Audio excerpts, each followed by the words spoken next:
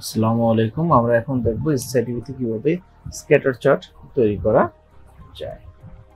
প্রথমে আমরা যাই, এটা প্রেজেন্টেশন আইটেম তৈরি করব, যার টাইপ হচ্ছে স্ক্যাটার চার্ট।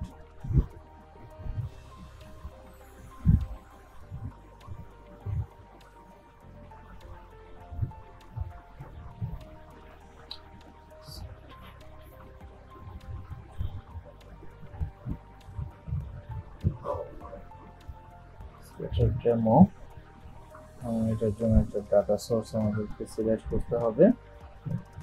এটার জন্য আমি একটা স্ট্যাটিক কোয়েরি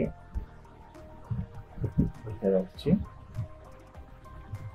স্ক্যাটার আমাকে সিলেক্ট করতে হবে এখানে।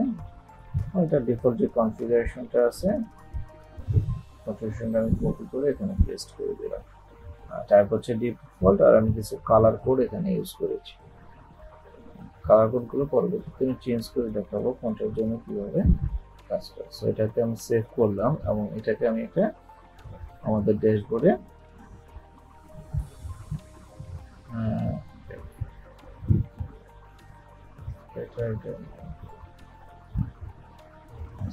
এটার জন্য হচ্ছে আমার ড্যাশবোর্ডে চলে আসলো। এখন এসে আমি ড্যাশবোর্ডে রিলোড দিলে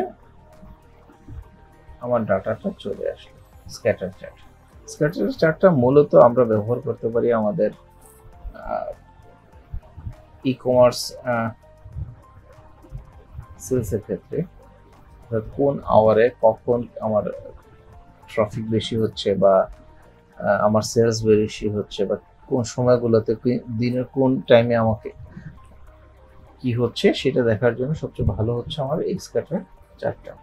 এখানে আমরা 7 দিন এবং হচ্ছে টাইম জোনটা দিয়ে দেওয়া আছে।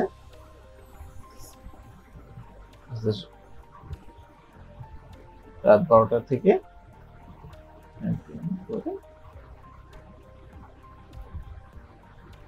রাত 8টা পর্যন্ত একটা ইনফরমেশন এখানে দেওয়া আছে। এটা এখন যদি আমি এডিটে যাই তাহলে দেখতে পাবো এখানে ভ্যালুটা হচ্ছে এভাবে তৈরি করতে হয়। এখানে হচ্ছে এক্স টাইটেলের দিন থাকবে, ওয়াই টাইটেলের টাইম থাকবে এবং তার এগেইনস্টে রেসপেক্টিভ ভ্যালু থাকবে। আমি এই স্প্লিট নাম্বার দিয়ে হচ্ছে আমি এই সংখ্যাটাকে কয়টা ভাগ করব সেই ভাগের অংশটা এখানে দিয়ে দেওয়া থাকবে। সো আমার যদি কোনো ক্ষেত্রে ভ্যালু না আসে, কোনো একটা আওয়ারের ক্ষেত্রে আওয়ারটা আমাকে দিতে হবে, বাট তার এগেইনস্টে ভ্যালুটা 0 দিলেও 0 দিতে হবে যেখানে দেওয়া আছে।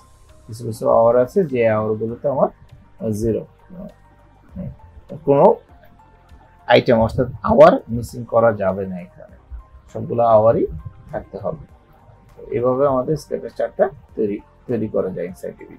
Thank you.